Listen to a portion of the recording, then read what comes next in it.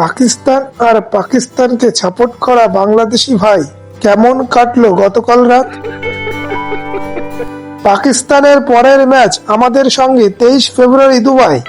আমরা প্রার্থনা করি আমাদের সঙ্গের ম্যাচটাই পাকিস্তানের শেষ ম্যাচ হবে।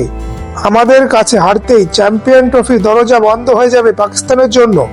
বন্ধুরা, আপনারা চ্যানেলে নতুন হলে চ্যানেলটি সাবস্ক্রাইব করুন, ভিডিওটি লাইক ও শেয়ার করুন।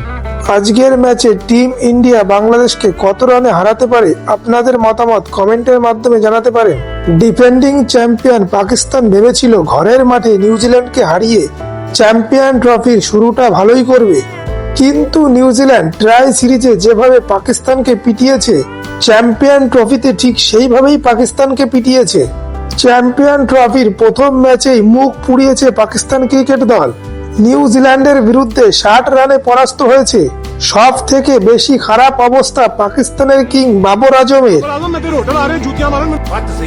বাবর আজম এত ছোট ইনিংস খেলেছে যে বাবর আজম 50 করলেও পাকিস্তানের ড্রেসিং রুমের কেউ সেলিব্রেশনই করেনি।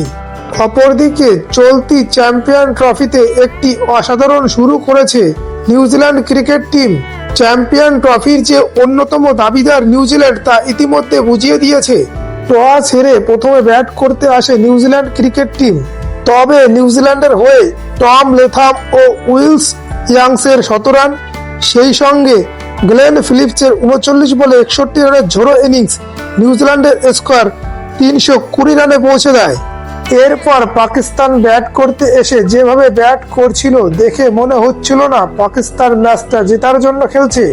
শেষের দিকে এসে পাকিস্তানের হয়ে খুশদিল শাহ আর সালমান আগার ব্যাটিং দেখে মনে হচ্ছিল তারা যেন একটু ম্যাচটা জেতার জন্য খেলছে, কিন্তু আজকের দিনের ম্যাচটা ছিল নিউজিল্যান্ডের জন্য।